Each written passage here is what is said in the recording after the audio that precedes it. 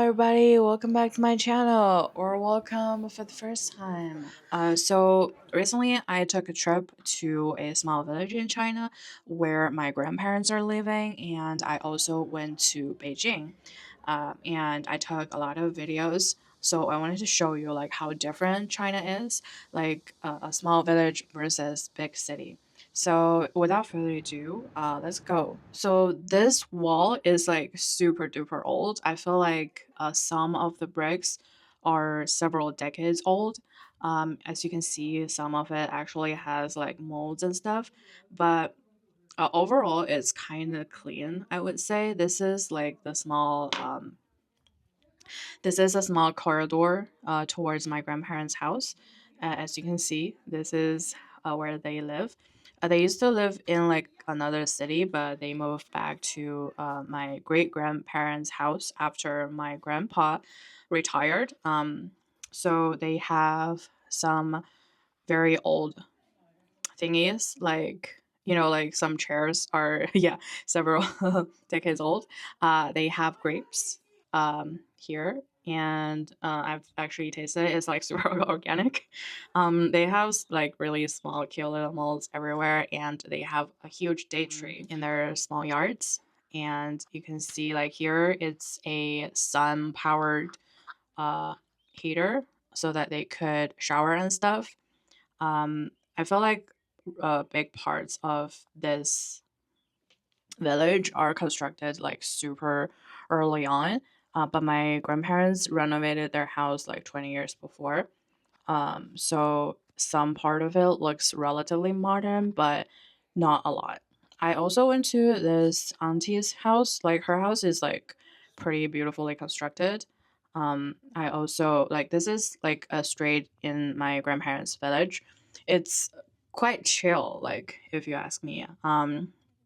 There are people, there are quite a lot of people who have cars, and as you can see, yeah, like people are traveling. So this is like I would say a stereotypical poor village in China, because a lot of like really rich village at like the southeast China are super duper rich, and a lot of them have like huge mansions. And they have like huge cinemas, malls, and all that sort of stuff. But my grandparents' village is situated in the center of China, in Henan province, which is one of the I would say like poorer provinces in China. So that's probably why like they don't really look super good. But I would say like for the infrastructure wise, a lot of things are getting better and better, because this road that we're traveling, I remember maybe like 10 years ago, it's really bumpy. It's not really modern, and a lot of the streets they don't really have very modernized stuff. And yeah, a lot of people might not have a lot of money, but yeah, like slowly they're getting better and better. Yeah, because of the economics are getting better, I guess.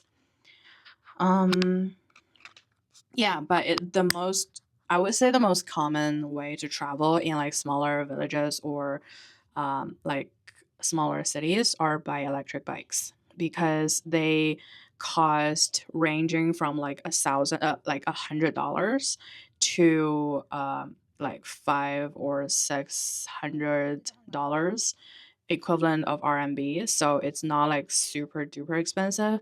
Besides, you can always buy secondhand ones, which are like even cheaper in China. So like even though I know quite a lot of Chinese people living in the village are not super rich, they're still able to afford it. Um, but yeah, like there are still quite a lot of people who been born in this village but has never been out of this village before, or like even into the city which this village belongs to. That is quite common. But yeah, like there are also people who, especially men, they kind of have been traveling to like different cities because they can like work there in like some sort of construction work. Sometimes that would be a little bit better to make money than like in a small poor village where like main income would be farming crops. farming crops. Sorry, not corpse. That would be crazy. But yeah. Anywho, so yeah, that was like a pretty. By the way, this is behind a car's window, so everything looked a little bit darker. Besides, this is already like 5 or 6 in the afternoon, so it kind of looks a bit darker. The actual footage of China wouldn't be this dark. But yeah, so this is like pretty a pretty long road in this village, and here we're exiting out of the village into the main road. If we're going to the left for several miles, we're gonna reach the town center of this small town. But yeah, this time we're not going that way. But yeah, as you can see, it's still relatively clean and in oh okay, we're going that way. Sorry, I forgot. Anywho, as you can see, they actually did a pretty good infrastructure for a small village.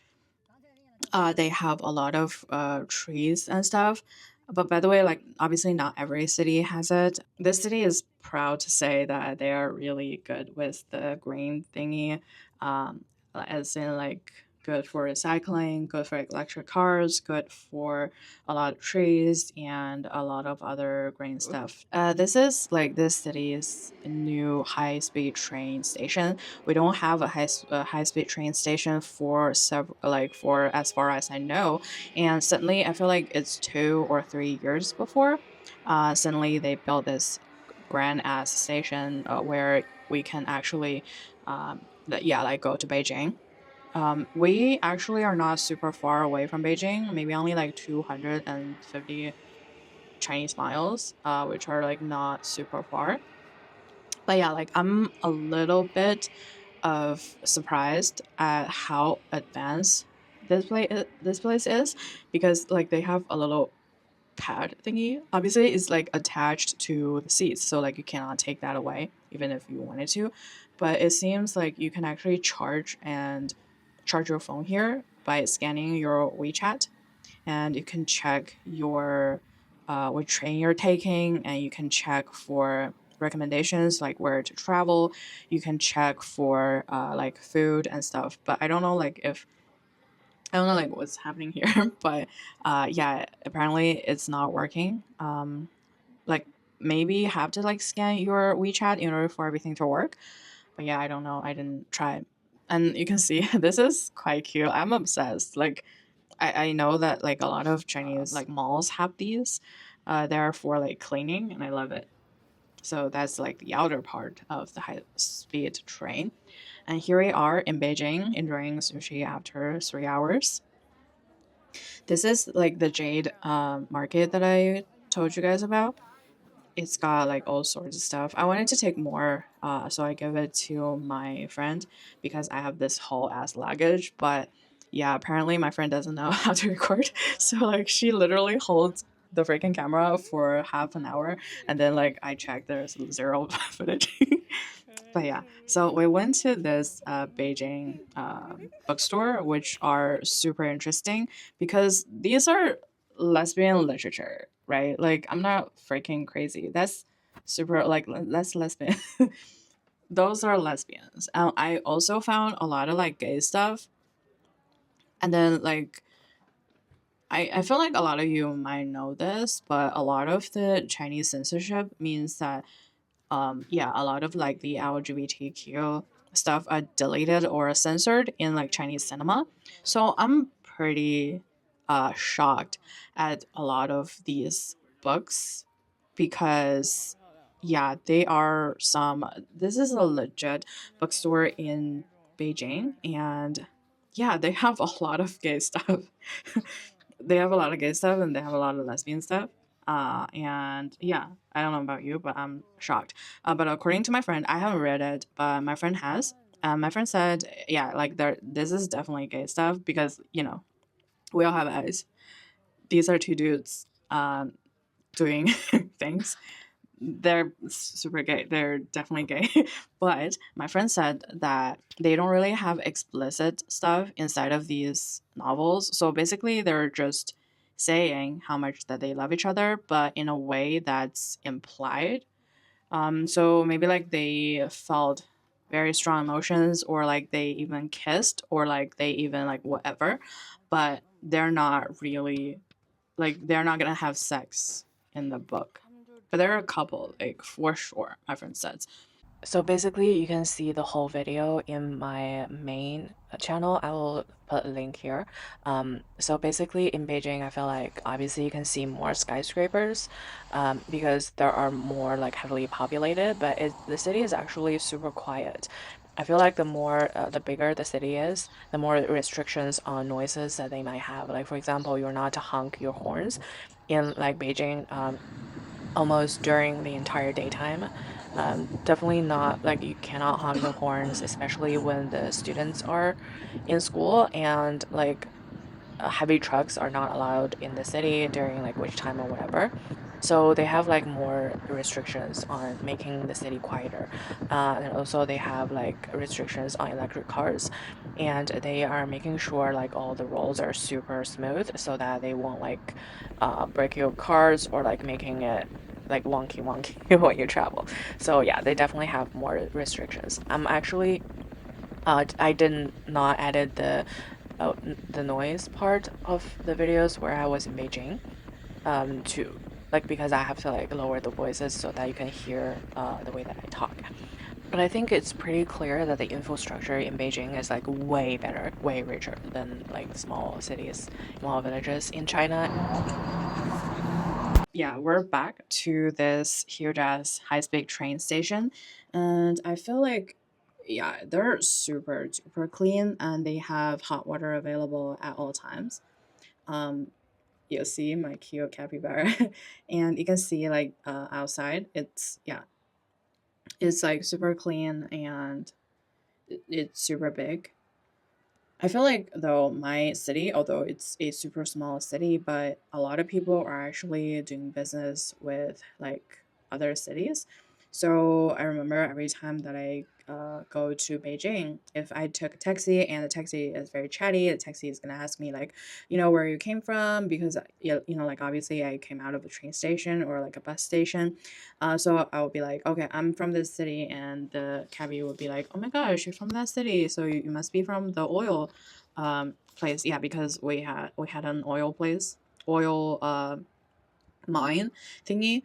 And I was like, no, I'm not from that. I'm from yeah, like the city, not the oil part of the city.